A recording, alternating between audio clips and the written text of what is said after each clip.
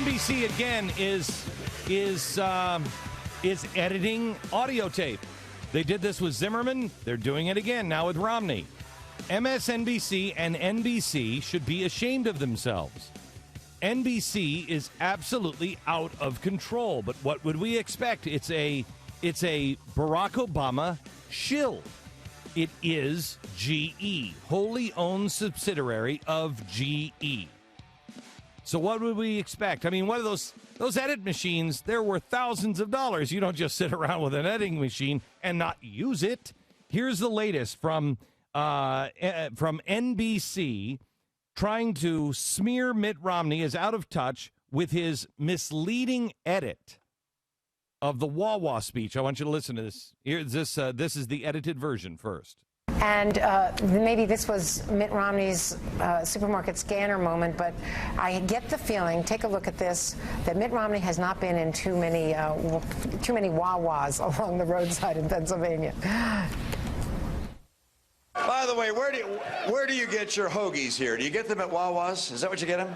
Well, I went to a place today called Wawa's. You ever been to Wawa's? Anybody been there? Some people don't. I'm sorry. I know it's a very big state divided, but we went to Wawa's. I was at Wawa's. I wanted to order a sandwich. You press a little touch-tone keypad. All right, you just touch that, and you know the sandwich comes. That you touch this, touch this, touch this. Go pay the cashier. There's your sandwich. It's amazing. It's amazing. You know when they. Okay. Now What a buffoon! Right. He's talking about Wawa. Now, that's the edit. And she goes on to say, now, remember, this is Andrea Mitchell, and she's going on to say how out of touch he is. Really, Mrs. Alan Greenspan? Really? You know she spends a lot of time in a Wawa. Oh, my gosh. She's in Wawa all the time. All the time. She gets up on Saturday morning. Sometimes, the kids will want to, some cereal, and she didn't get some milk, so she'll run out, in her... And Ellen will be like, don't go to Wawa. That's too expensive. Right. And so she'll get on her fuzzy slippers and she's got her, cigarette hanging out of her mouth and she just runs right up. She's like, hey, I got to get a quick picks too. I got to get a lottery tick. So we'll do that as well because maybe we could strike it rich. Really, Mrs. Alan Greenspan is pointing out that Mitt Romney is out of touch. She's doing it with edited tape. Now listen to what Mitt Romney was saying. By the way, where do you get your hoagies here? Do you get them at Wawa's? Is that what you get? No? You get them at Sheetz? Where do you get them? Nazio. Turkey Hill. The delis. All right, you get them at the delis. Is that what you're saying? Well, I went to a place today called Wawa's. You ever been to Wawa's? Anybody been there? Some people don't. I'm sorry. I know it's a very big state divided, but we went to Wawa's, and it was instructive to me because I saw the difference between the private sector and the governmental sector. Stop for a second. Isn't that amazing? Listen to that.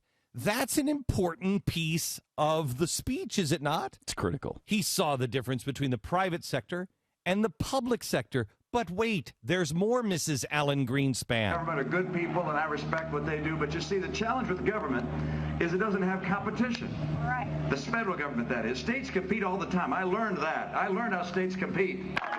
States compete, and so we learn from each other.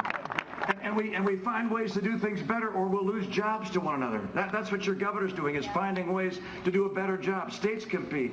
The private sector competes. But the federal government, it doesn't realize it's in competition with other nations around the world. And so sometimes people don't get very creative. I met an optometrist this morning. And some of you hooed back there. We got an optometrist back there. And this optometrist wanted to change his billing address. He moved his office from one side of town to the other. Same zip code, same post office. But he wanted to change his address. He got a form from the federal government. This is so he can get reimbursement for the federal government for the services he provides for the poor and seniors. The form he gets to change addresses is 33 pages long. 33 pages long. This takes several months, during which time he's not getting the checks for the work he's doing for people who need his care. That's how government works. Then I was at Wawa's. I wanted to order a sandwich. You press a little touch tone keypad, all right? You just touch that, and you know, the sandwich comes in, you touch this, touch this, touch this, go pay the cashier, there's your sandwich. It's amazing. People in the private sector have learned how to compete. It's time to bring some competition to the federal government. Unbelievable. Now, Wow. go back and listen to the edit. Listen to what NBC has just done. They've done an NBC Zimmerman edit on Mitt Romney. Listen to this. And maybe this was Mitt Romney's supermarket scanner moment, but I get the feeling, take a look at this. Listen to that. Completely She different. has Mrs. Alan Greenspan is trying to make this into something that it is clearly not. This is what you call taking things out of context. She's now making this into something like he stumbled into a Wawa. All of a sudden, he was just talking about Wawa for no reason. And he's talking about stumbling in on a scanner like it was a new piece of technology. That's not the point at all. And you know that if you hear the unedited tape. This is the problem with the mainstream media. This is why Mercury, my company, will put them out of business. I am bound and determined to put these people out of business. Not because I'm going to regulate them to death if I ever got a candidate in that actually liked me, which is never going to happen. Not that I'm ever going to go to Congress and lobby them to put them out of business. Not that I'm ever going to lead an advertiser boycott or anything like that. We'll put them out of business the same way the scanner puts people who don't use scanners out of business. With the free market and competition, the more you know, the more you can educate your friends about what the media is doing. And if they were doing this on Barack Obama, and we have pointed it out on this program, when the right takes something out of context and uses it against the left out of context. CNN made a big thing yesterday out of how the Blaze did an expose on the, what's the guy's name that goes in, did the Acorn thing? James O'Keefe. O'Keefe. James O'Keefe. How they made a big deal out of how this show went and exposed this thing from NPR and James O'Keefe. Why is that a big deal? Why is that so unexpected? It's only unexpected to those weasels in the broadcast industry because they would never do it.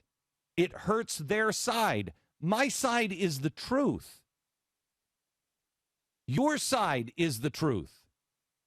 Everybody's side should be the truth. They'd never do it beyond not exposing the lies on their own side. They're now editing tape in one of the most outrageous pieces of edits I've ever heard. She goes on to say, now, listen, here he is. This is probably one of his scanner moments where he's like, hey, you got a, what is this, a cash register? Not the point. Listen to it again. That Mitt Romney has not been in too many Wawas along the roadside in Pennsylvania. By the way, where do you get your hoagies here? Do you get them at Wawa's? Is that what you get them? Well, I went to a place today called Wawa's. You ever been to Wawa's? Anybody been there? Some people don't like, I'm sorry, I know it's a very big state divided, but we went to Wawa's. I was at Wawa's. I wanted to order a sandwich. You press a little touch tone keypad, all right? You just touch that, and you know, the sandwich comes in, you touch this, touch this, touch this, go pay the cashier, there's your sandwich. It's amazing. This is outrageous. And It's amazing. You know, when they... This is outrageous. His very next words were, that's the difference between the private sector and the public sector. She should be suspended for this kind of reporting. She should be suspended. Anybody who made that edit, any editor, if my producer put me on the air, let's give Mrs. Alan Greenspan, you know, one of the people. Let's give her the benefit of the doubt that she didn't know. She just was handed this story. If one of my producers ever did that to me on air, if I was, because sometimes, you know, you're running late, something will come in at the last minute. Here comes the piece. Glenn, this is what the story's about. You got to be kidding me. No, that's what he said. Oh, my gosh. If I would have gone on the air and said what she said based on a story that a producer gave me, I'd fire that producer. That producer wouldn't make it to the end of the show. wouldn't make it to the end of the show. Plus, you wouldn't air it until you knew it was buttoned down, until you knew that was the case. If I trusted my producer and it had to go on the air right now, and they told me and I trusted them, but I wouldn't trust them. You would never get into a position with me of trust if you were this sloppy. You'd never get into that position. You'd never make it to GBTV, let alone NBC. This is the, third time? Third time they've been caught editing tape? And not small potatoes. We're talking about a presidential election, and before that, it was a man's life. Yeah. It was Zimmerman.